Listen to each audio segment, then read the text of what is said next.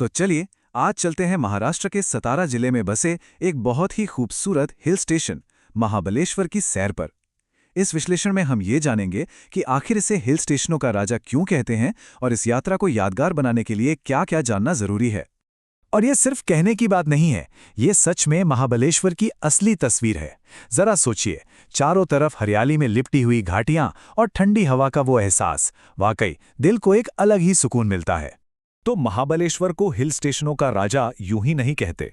इसकी वजह है यहाँ की वो खूबसूरत वादियाँ, वो ताज़ी हवा और झरनों की वो धीमी धीमी आवाज़। ये सब मिलकर इसे एक बिल्कुल अलग पहचान देते हैं। तो वो क्या चीज़ है जो महाबलेश्वर को इतना खास बनाती है? देखिए, ये सिर्फ सुंदर नज़ारों की बात नहीं है। यहाँ की मीठी मीठी स्ट्रॉबेरीज, हज़ारों साल पुराने मंदिर और वो मनमोहक झरने, ये सब मिलकर इसे एक अनोखा डेस्टिनेशन बनाते हैं। ठीक है, तो अब सवाल ये उठता है कि इस खूबसूरत जगह तक पहुंचा कैसे जाए और वहां घूमने फिरने का क्या सिस्टम है। चलिए इसे थोड़ा आसान बनाते हैं। देखिए, यहां पहुंचना ना काफी आसान है। पुणे और सतारा से आपको रेगुलर सरकारी बसें मिल जाएंगी जो सीधे महाबलेश्वर बस स्टैंड पर छोड़ती हैं। और हाँ, अगर कोई अपनी गाड़ी से आ रहा है तो शहर में पार्किंग की भी अच्छी खासी व्यवस्था है। अच्छा, यहाँ एक बहुत ही इंटरेस्टिंग बात है। महाबलेश्वर में घूमने के लिए आपको कोई बाइक रेंटल या ऑटो रिक्शा नहीं मिलेगा। यहाँ का सिस्टम बिल्कुल अलग है। एक टैक्सी एसोसिएशन है जो फिक्स्ड रेट पर टूर पैकेज देती है। तो सबसे अच्छी बात यह है कि किसी स्कैम का कोई डर नहीं, सब कुछ बिल्कुल सेट है। तो एक अंदाज़ा देने के लिए बताऊं, टूर 1 और 2 का जो कंबाइंड पैकेज है वो करीब 1320 रुपए का पड़ता है। और इसमें लगभग सभी ज़रूरी जगह हैं, मतलब पुराने महाबलेश्वर से लेकर केट्स पॉइंट और लिंगमाला वाटरफॉल तक सब कवर हो जाता है। तो चलिए अपनी यात्रा का पहला पड़ाव शुरू करते हैं, पुराने महाबलेश्वर से। ये जगह इस पूरे इलाके का, कह सकते हैं, आध्यात्मिक और ऐतिहासिक दिल है, जहां हजारों साल पुराने रहस्य छिपे हैं। अब जरा इस स्लाइड पर ध्यान दीजिए, क्योंकि ये जो आंकड़े हैं ना, ये सच में हैरान करने वाले हैं। ऐसा माना जाता है कि यहाँ का जो पवित्र शिवलिंग है वो 5000 साल पुराना है। सोचिए जरा, पंचगंगा मंदिर की जड़ें 4500 साल पुरानी हैं और आज जो मंदिर का ढांचा हम देखते हैं वो भी 800 साल पहले बना था। मतलब सच में इतिहास को महसूस करने वाली बात है ये। पुराने महाबलेश्वर में ये 3 मंदिर सबसे खास हैं। एक तो है महाबलेश्वर मंदिर, जहां स्वयंभू शिवलिंग है, मतलब जो अपने आप प्रकट हुआ माना जाता है। फिर आता है पंचगंगा मंदिर, जहां 5 नदियों का संगम होता है और नंदी के मुख से लगातार पानी बहता रहता है। और तीसरा है बहुत ही प्राचीन अतिबलेश्वर मंदिर। तो मंदिरों के इस आध्यात्मिक शांति के बाद अब रुख करते हैं महाबलेश्वर की उस प्राकृतिक खूबसूरती की ओर, जिसके लिए ये जगह सबसे ज्यादा जानी जाती है। अच्छा, ये एक पहेली जैसा लगता है ना? एक हाथी की सूंड या फिर एक सुई का छेद?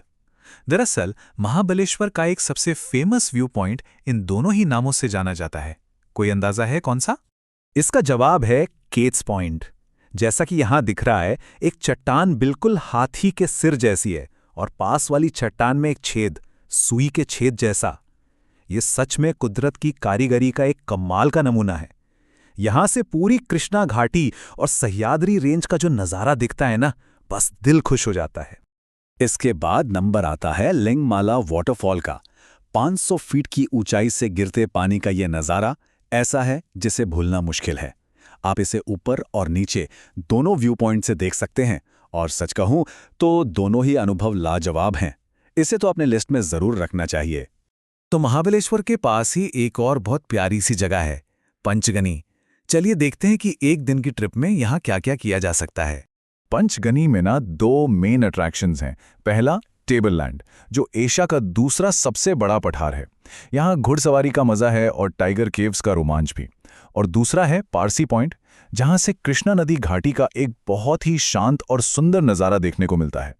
अब महाबलेश्वर की यात्रा में एक ऐसी जगह है जिसके बिना ये सफ़र अधूरा सा लगता है।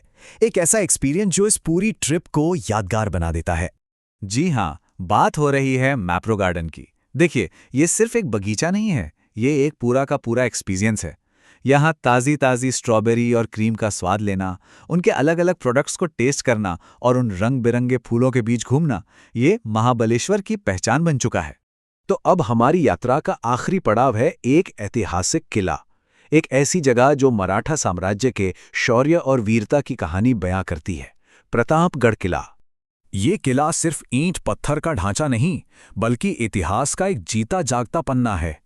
इसी जगह पर छत्रपति शिवाजी महाराज और अफजल खान के बीच वो ऐतिहासिक लड़ाई हुई थी।